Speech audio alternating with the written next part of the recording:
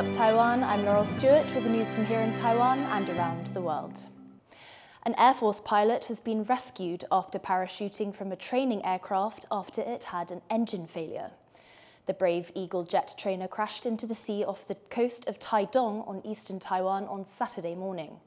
The Air Force says the pilot reported dual engine failure shortly after taking off on a training mission. It's the first time a Taiwan-made Brave Eagle fighter has crashed since first flying in 2020. The pilot is uninjured but receiving medical attention. The Coast Guard has driven away 4 Chinese Coast Guard vessels that entered restricted waters near the Jinmen Islands on Friday.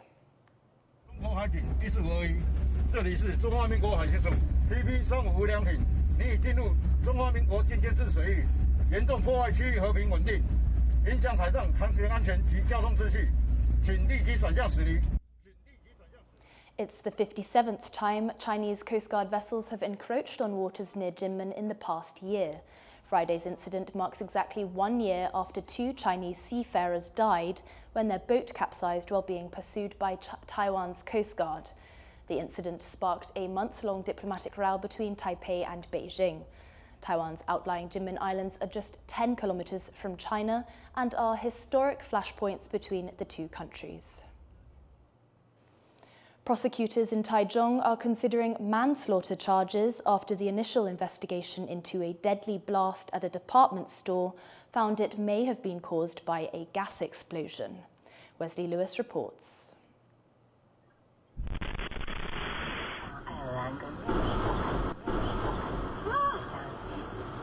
Looking for answers in an investigation into what caused a deadly blast at a Shinkong Mitsukoshi department store in Taichung that killed 4 people and injured 39 others.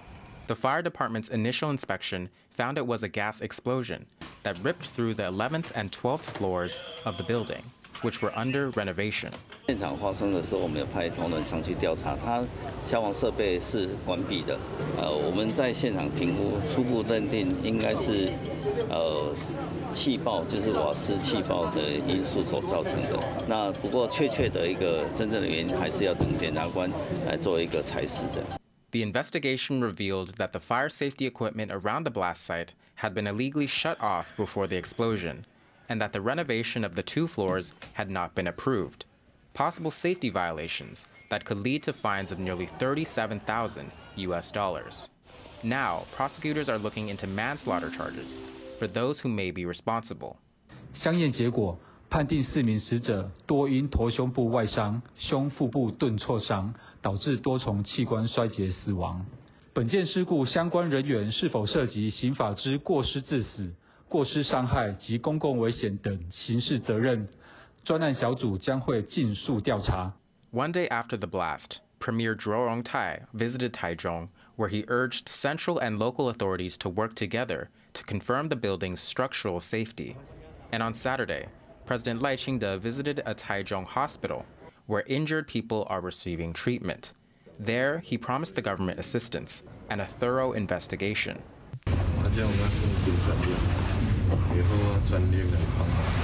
In the wake of this blast, the department store has been ordered to suspend their operations. Shinkong Mitsukoshi also set up a special hotline, which they say will assist the families of the deceased and injured.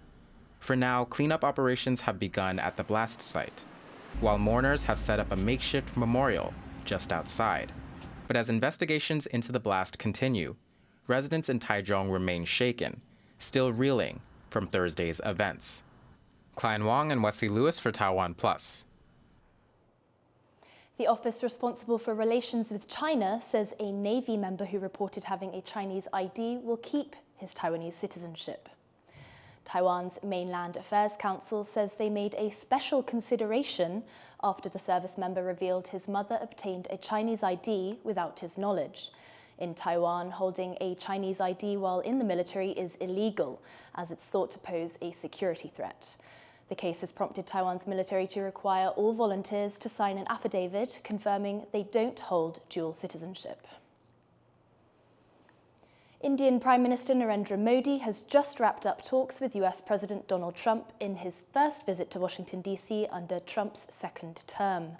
On the agenda, trade and defense cooperation.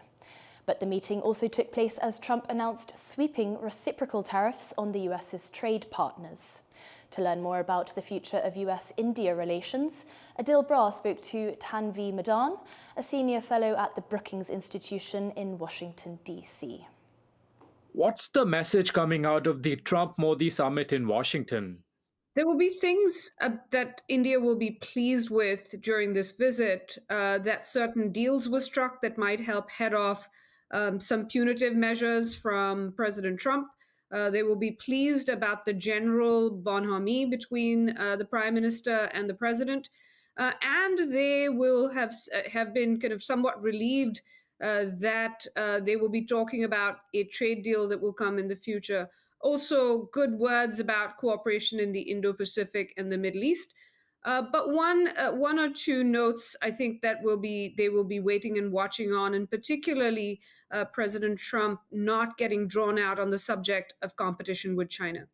Did Prime Minister Narendra Modi directly address President Trump's concerns regarding trade as Trump imposed reciprocal tariffs on the same day? Prime Minister Modi came having lowered some import tariffs that President Trump was quite focused on.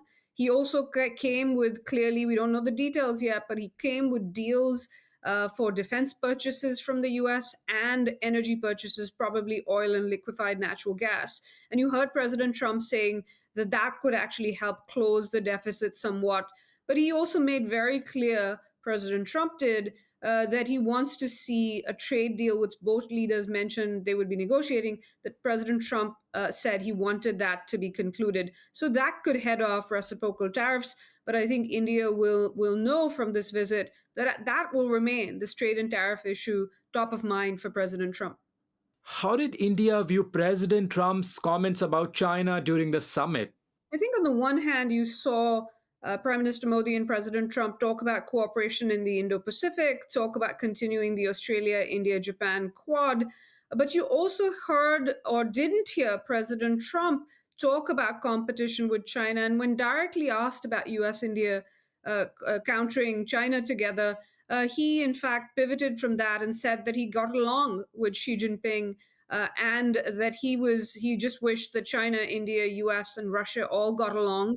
And that he was willing to make efforts towards that. That was one of 2 or 3 times that he was asked about competing with China and he didn't get drawn out on.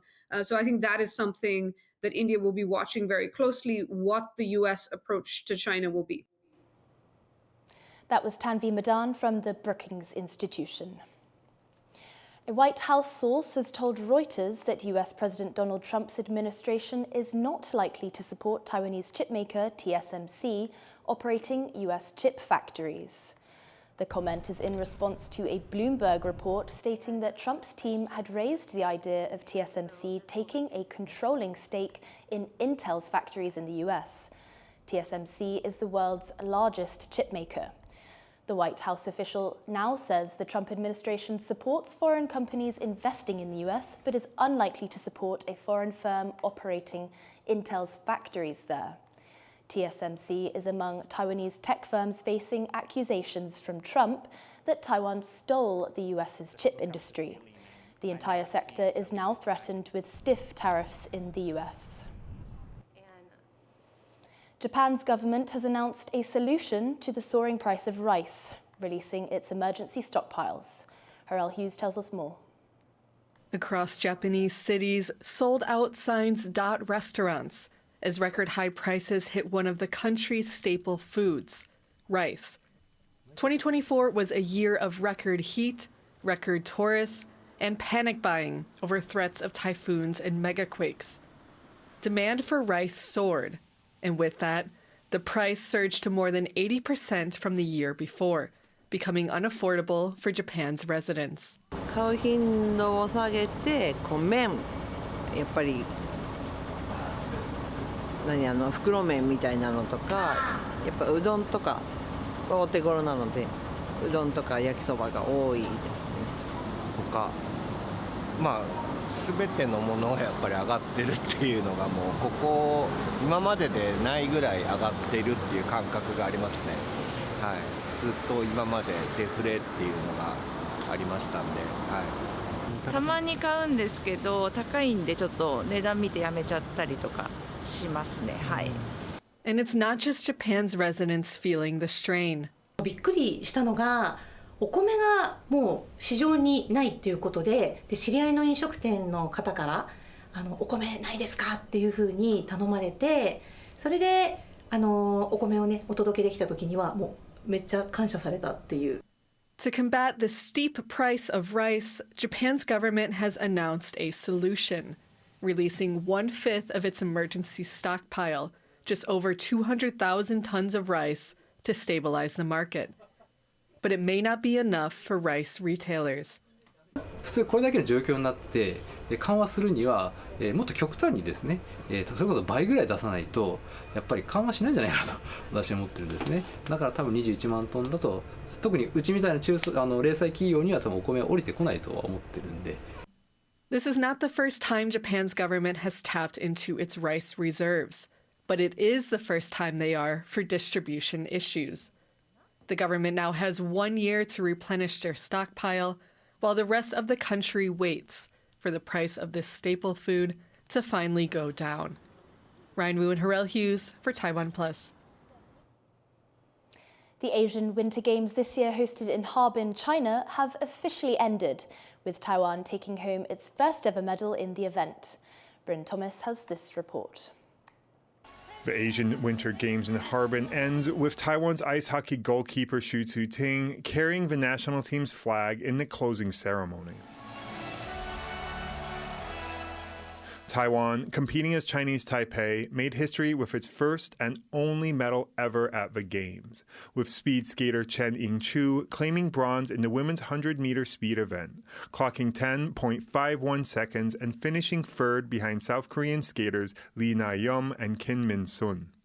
It's a victory that led to Taiwan ranking 8th out of 32 competing countries, tying with Thailand.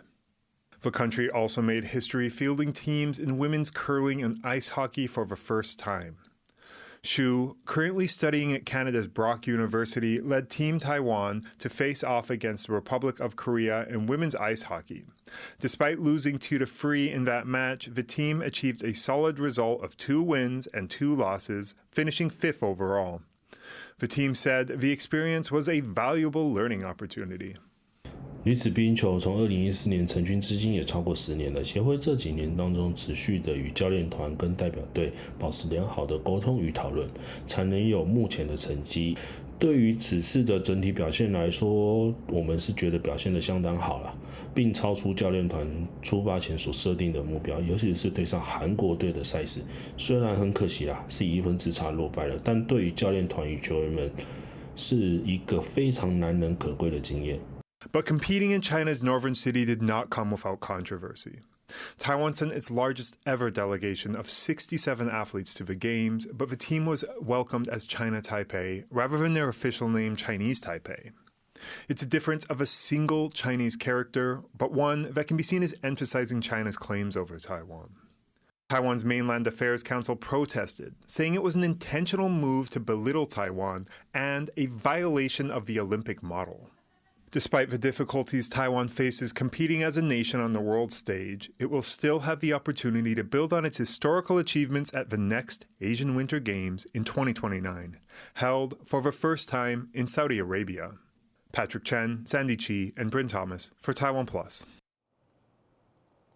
Thank you for watching What's Up Taiwan. You can visit the TaiwanPlus website or follow our social media for more stories from Taiwan and around the world.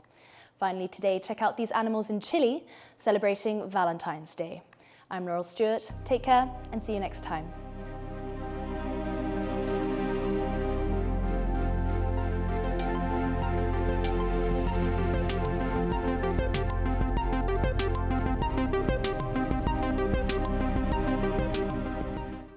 For more stories from Taiwan, Paris, France, and around the world, please follow TaiwanPlus on social media and download our app. Man, that's beautiful.